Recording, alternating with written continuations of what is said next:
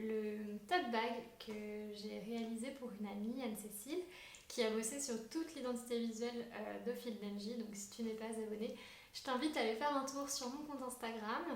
Je vous mettrai évidemment le patron téléchargeable en barre d'infos. Et on va commencer tout de suite. Là, j'ai déjà découpé toutes les pièces de patron pour réaliser le tote bag. Donc on va les prendre une par une, juste pour que vous sachiez bien tout ce qu'il faut avoir. Donc là, ce sont les pièces, la poche qui va être devant le sac, une pièce dans la doublure et une pièce dans le tissu extérieur. On a également les deux pièces de séparation qui vont créer en fait une espèce de poche à l'intérieur du sac. Là, j'en ai découpé une dans chaque tissu, mais vous pouvez très bien découper deux pièces dans votre doublure. Ensuite, on a également les pièces de côté. Donc on en a deux dans l'extérieur et deux dans la doublure. Voilà. Et pour celle de l'extérieur, alors déjà il faut que vous en coupiez donc deux dans la doublure, deux dans le tissu extérieur et également deux dans un tissu thermocollant. Et donc là en fait mes pièces extérieures je les ai déjà entoilées. Et on a ensuite quatre grandes pièces comme ceci. On en a deux dans le tissu doublure et deux dans le tissu extérieur. Et en fait on n'en a pas quatre, on en a 6 puisqu'on a aussi deux pièces devant et dos à couper dans le thermocollant. Et là j'ai déjà entoilé. Une étape que vous pouvez éventuellement ne pas faire si ça vous embête, si vous n'aimez pas le thermocollant, si vous n'en avez pas, si c'est la première fois que vous faites de la couture et que vous n'avez pas envie de dépenser là-dedans, que vous n'êtes pas sûr de réutiliser le thermocollant plus tard, pas de souci. Vous pouvez aussi juste découper deux pièces dans l'extérieur, deux pièces dans l'intérieur, enfin dans la doublure, et vous vous arrêtez là. C'est juste que le sac aura un rendu un peu plus mou, style tote bag en fait, au lieu d'avoir un rendu un peu plus rigide comme un sac plus pour aller au travail ou quoi. Voilà, et j'allais oublier, vous avez normalement 4 grandes bandes qui forment les anses du sac. Bon, moi j'en ai beaucoup plus parce que à la découpe je me suis trompée et donc bref, normalement vous avez 4 grandes bandes dans le tissu extérieur cette fois qui vous permettront de faire les anses du sac.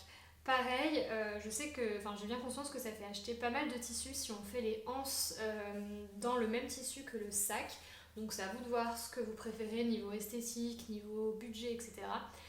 Mais vous pouvez aussi très bien acheter des anses déjà prêtes en mercerie. Et puis pour savoir quelle longueur prendre, vous prenez la même longueur que le patron. L'avantage de faire comme ça, c'est que c'est plus rapide au moment de la couture. Et donc ça vous évite d'avoir à coudre vos propres anses, à les retourner, etc. C'est une étape qui n'est pas non plus hyper intéressante, donc je comprendrais que certaines d'entre vous choisissent la facilité et ça fera un rendu tout aussi joli, il n'y a pas de problème. Vous savez tout, vous avez le patron dans la description, je vous ai montré les pièces qu'on doit avoir avec soi avant de commencer. Et puis on va y aller, on va coudre. Et j'ai oublié un petit truc avant de commencer, je vous ai même pas parlé de la mercerie, mon dieu, ça va pas du tout. Donc pensez bien à acheter un tissu, un fil, un fil qui sera assorti à votre tissu. Je vous conseille vraiment de prendre des fils de très bonne qualité. Vraiment, même si vous débutez, que votre machine c'est une machine débutante qui n'est pas hyper performante ou quoi, prenez, et encore plus en fait pour ces machines-là, prenez un fil de qualité. Il y a des très bonnes marques, Gutermann par exemple en fait partie. Chez Mondial Tissu, vous pouvez prendre le fil qualité supérieure ou qualité premium. C'est vraiment des bons fils et honnêtement ça change tout sur un projet d'avoir un fil de bonne qualité. Et on va également se munir d'un bouton comme celui-ci qui est un petit bouton aimanté. Vous savez, il y a souvent ça dans les sacs pour les fermer. Il y a des petites encoches sur les côtés et ces encoches là vont permettre de coudre le bouton à l'intérieur du sac tout à la fin, c'est la dernière étape. Mais du coup c'est hyper facile quand on débute, on n'a pas besoin d'avoir, vous savez, les pinces pour les boutons pression ou... Enfin, on n'a pas besoin d'être beaucoup outillé en fait pour utiliser ces boutons-là. Et ça va être super facile à poser et franchement, voilà, quand j'ai eu cette idée-là, je me suis dit, mais en fait, faut que je fasse ça parce que c'est plus simple qu'une fermeture éclair.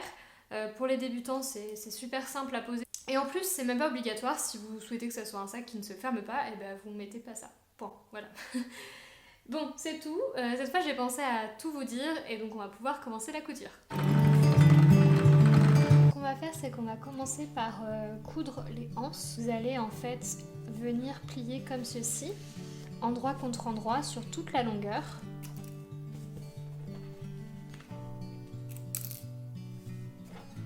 Là, tout est épinglé sur toute la longueur. Et maintenant, on va coudre au point droit, tout le long ici.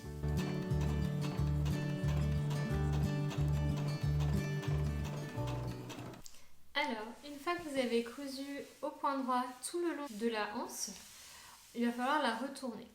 Donc pour ça, c'est assez simple. Vous prenez une épingle à nourrice et vous venez l'épingler comme ça, hop, dans votre anse tout simplement. Il va falloir retourner la bande sur elle-même. Donc vous faites glisser votre épingle à nourrice à l'intérieur de la bande de tissu.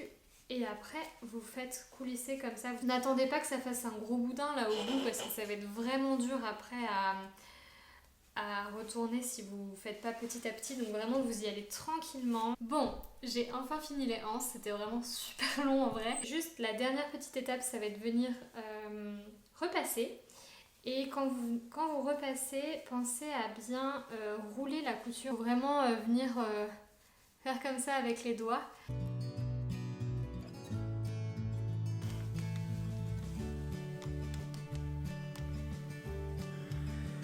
Et moi, ce que j'ai envie de faire là maintenant, et je pense que ça va quand même faire un rendu beaucoup plus joli, c'est de surpiquer tout le long des deux côtés de la anse. Donc on surpique le plus proche possible du bord, à quelques millimètres du bord, et avec un point entre 3,5 et 4 mm.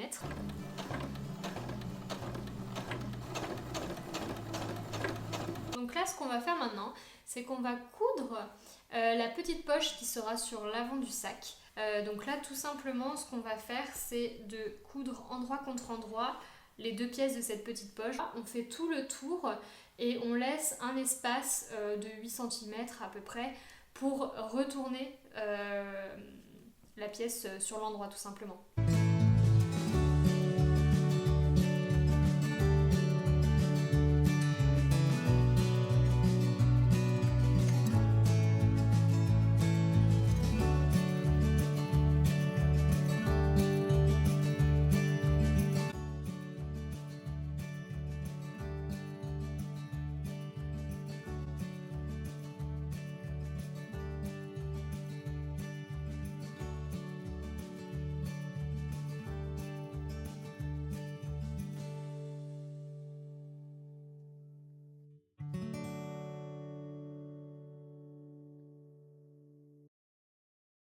Une fois que vous avez donc cette petite poche là qui est retournée donc endroit contre endroit avec votre tissu doublure, on va repasser. Donc maintenant qu'on a fait la poche, on va venir la placer et la coudre sur une des deux pièces qui correspondent au devant ou au dos, peu importe, ce sont les mêmes pièces. J'ai tracé deux repères ici, qu'on peut aussi tracer un peu plus au milieu, là je les ai tracés en haut mais peu importe. Cela à 13 cm du bord, donc à partir de là, je calcule 13 cm avec une règle et je trace un repère. Et la même chose ici, 13 cm à partir de ce bord. Et pour le placer aussi dans l'autre longueur, à partir du bas ici, je calcule 11 cm. Donc là, j'ai mis un repère. Et pareil en haut, à partir du haut ici, 11 cm. Et avec ces 4 repères, ça va me permettre de bien placer la poche pour qu'elle soit à peu près, normalement, au milieu du sac. On va déjà coudre la poche comme ça. On ne coupe pas ici en haut parce que sinon on ne pourra rien mettre à l'intérieur. Donc on va la coudre ici au point droit en étant proche du bord, le plus proche possible.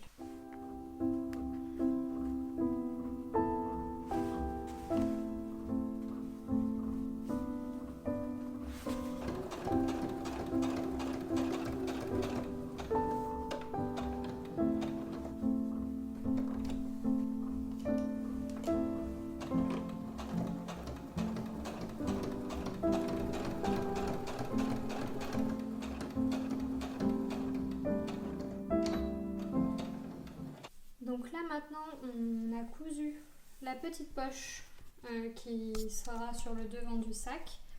Donc on va positionner les anses, comme ceci. Donc là, vous faites pas attention, les miennes sont un peu trop longues, mais normalement, avec le patron, vous pourrez les faire bien s'arrêter ici, l'une contre l'autre. Donc les deux, en fait, sont comme ceci, les deux grandes anses. Et vous faites comme ça et vous revenez attacher l'autre bout, en fait, en bas ici. Et vous faites comme ça pour les deux. Et vous faites attention aussi en haut à ce que ça soit pas vrillé. Moi, ce que j'ai essayé de faire aussi, c'est de les mettre légèrement par-dessus ma couture d'assemblage ici. On va venir positionner sur endroit contre endroit la deuxième pièce qui est le dos devant. Et on va venir coudre ici au point droit pour tout assembler. Juste la couture du bas pour le moment.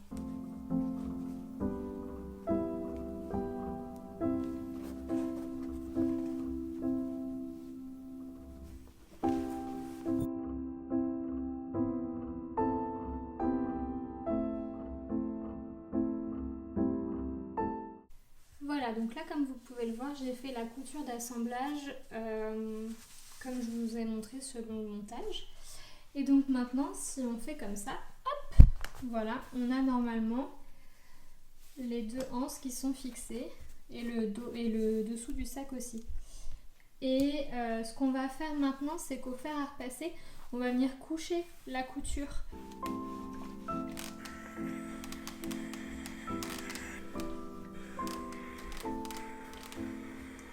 Ok, donc là en fait on va venir faire la partie qui est peut-être la partie la plus difficile du tuto. On va assembler le côté aux deux devant dos.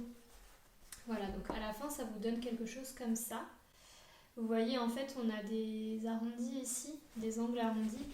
Et donc ça fait un peu comme des embus de manches, c'est-à-dire qu'on va avoir un angle rond comme ça à passer et c'est jamais très simple à coudre, donc il va vraiment falloir aller très doucement pour éviter aussi qu'il y ait trop de plis ici dans le coin. Je vais vous montrer comment on épingle donc le côté. Vous prenez votre pièce de côté comme celle-ci là, qu'on va venir épingler.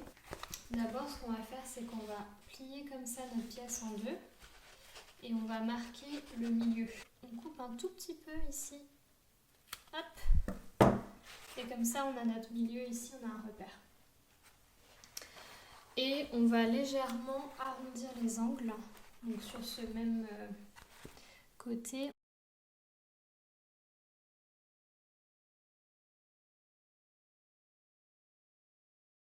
On a la pièce qui est comme ça. Là, on va venir l'assembler ici. Donc l'idée, c'est que endroit contre endroit, cette partie-là, donc là où j'ai mon repère, ça vienne au niveau de la couture. Hop. Donc l'idée c'est que ça soit comme ça, bien au même niveau.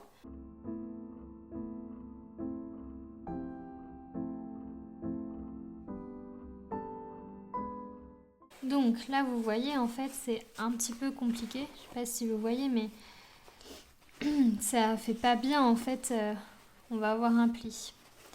Donc ce qu'on peut faire c'est déjà la préfixer un petit peu quand même. On préfixe comme ça, donc là je vais mettre une épingle ici pour le maintenir. Voilà. Et je vois que ça tombe à peu près là, en fait, mon angle. Donc ce que je vais faire, c'est que dans la pièce devant, ou la pièce d'eau, peu importe, là où je pense, enfin où je vois à peu près que mon angle va tomber, je viens cranter ici, pour que l'arrondi soit plus facile à faire. Là, j'ai bien cranté, et donc normalement, pour venir le coller à mon angle ici, ça va être plus simple. Et vous voyez les plis dont je vous parlais, c'est ça. Donc en fait, quand vous êtes sous la machine, il faut vraiment aplatir et y aller tout doucement, bouger son tissu pour que ça déplace les plis et qu'en fait, vous ne les cousiez pas tout simplement. Donc une fois que vous avez passé ce coin, ensuite vous assemblez endroit contre endroit sur toute la longueur.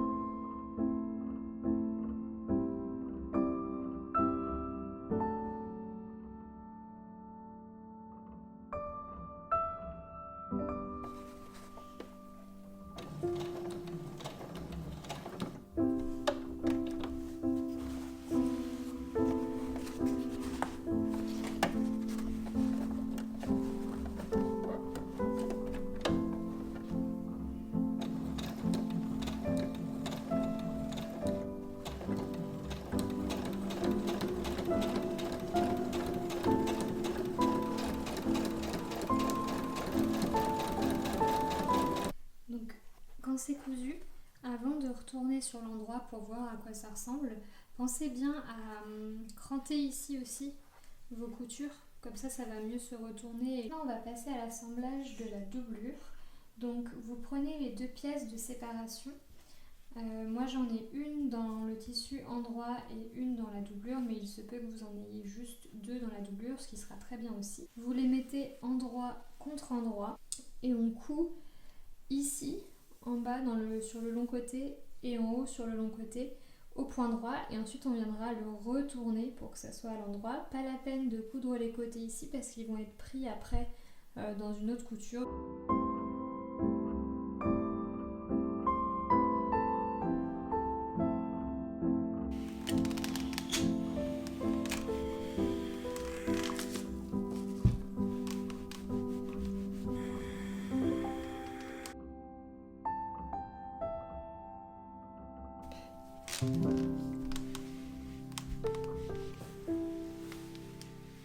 Et puis dernière étape sur cette partie-là, donc qui sera la séparation dans le sac. Moi je vais venir faire une surpiqûre sur l'un des côtés, l'un des grands côtés qu'on a déjà cousu pour faire une finition bien propre, donc à 2 cm à peu près du haut de ma couture. Je vais venir faire une surpiqûre avec un point à 4 mm. Donc une fois qu'on a cousu la pièce qui va servir de séparation, on vient la placer sur une des 2 pièces dos devant, endroit contre endroit, comme ceci. Et ensuite, par-dessus, je viens mettre la 2e pièce dos devant, ce sont les mêmes, endroit contre endroit également. On assemble ces 4 épaisseurs, enfin 3 si on compte que celle-ci c'en est qu'une. On vient coudre ici tout du long en point droit. Maintenant qu'on a assemblé ici au point droit toutes nos épaisseurs, si on ouvre comme ça, on a notre séparation, l'autre côté de la doublure et ce côté-là de la doublure. J'ai préparé le côté en marquant le milieu et en arrondissant les angles. C'est exactement les mêmes étapes que celles qu'on a fait pour l'extérieur du sac. Endroit contre endroit, je viens mettre mon repère ici sur la couture que j'ai déjà réalisée. Et ensuite, on va procéder de la même manière, c'est-à-dire que là, j'assemble mes 2 épaisseurs avec le coin ici, il faut faire tourner. Et c'est exactement la même étape. Donc là, j'ai bien assemblé le coin.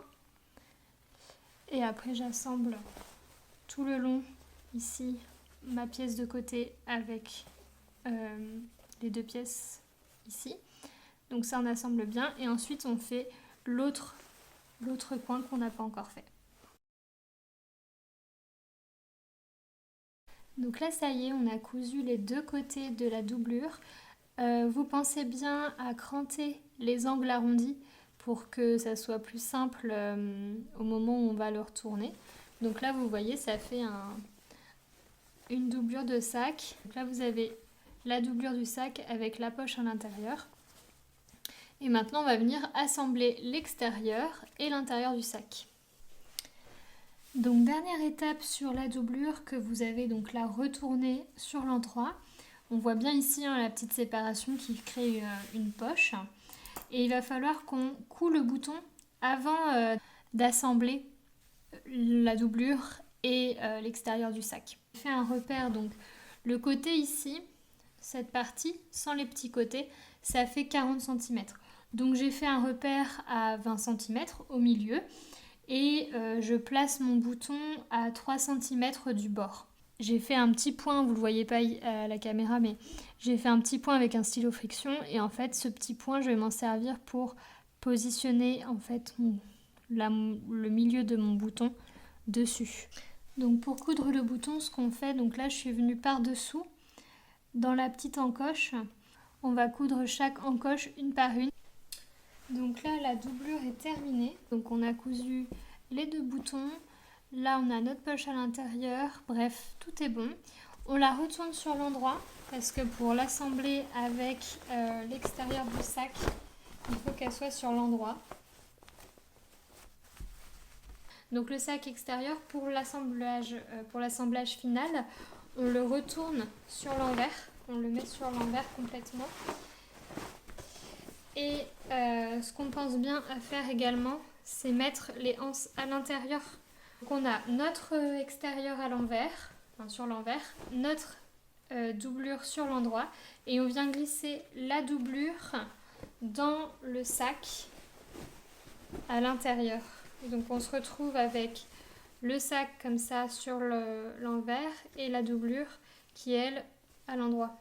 Donc juste pour avant de coudre, vous épinglez bien bord à bord vos deux sacs en fait. Et on va coudre tout le long, la doublure et le sac, et on laissera une ouverture d'une dizaine de centimètres ici pour retourner.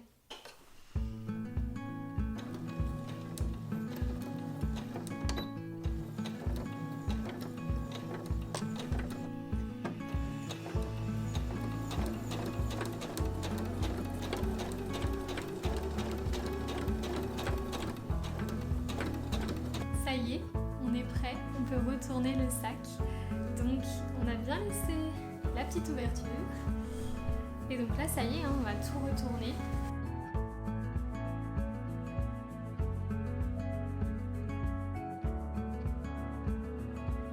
Et donc là on se retrouve avec les deux parties comme ça. En fait cette doublure là, on va la rentrer dans le sac.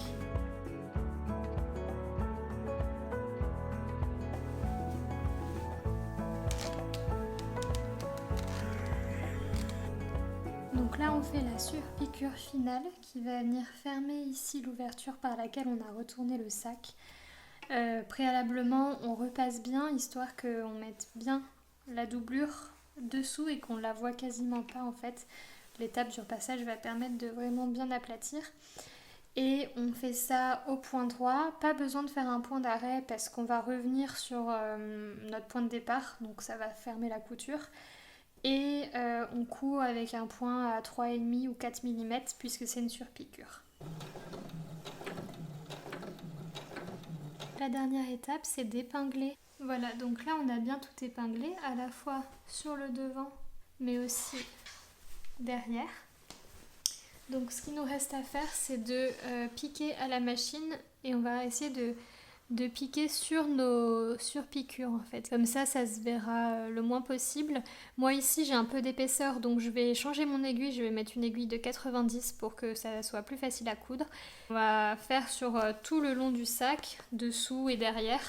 On va coudre des deux côtés et les deux anses et comme ça on aura terminé. Alors, vous voyez à l'intérieur du sac, naturellement la poche ici elle se met à l'arrière. Donc quand on va vouloir coudre les anses arrière, donc là j'ai déjà cousu celle-ci mais il reste celle-ci à coudre. Quand on va vouloir la coudre, si on ne fait pas attention, on pourrait on pourrait coudre en fait cette poche-là ensemble. Et on ne veut pas du tout que ça fasse ça, sinon on ne pourra plus accéder correctement à la poche. Donc pour coudre la anse à l'arrière, on peut venir juste prendre notre poche comme ça et venir l'épingler sur l'autre côté du sac pour que ça reste bien de ce côté-là et que quand on coud, on ne coud pas aussi la poche avec. Donc là, ce qu'on vient faire, c'est coudre dans la surpiqûre, exactement au même endroit. Et donc ça va pas être forcément très facile de coudre parce qu'on a beaucoup d'épaisseur et puis vous verrez là à la fin ici, c'est vraiment pas très facile de coudre. Si vous pouvez pas aller jusqu'au bout, n'allez pas jusqu'au bout, c'est pas très grave en soi. Essayez de finir par là et ça tiendra déjà bien. Mais voilà, il faut prendre son temps, y aller doucement, bien aplatir le tissu.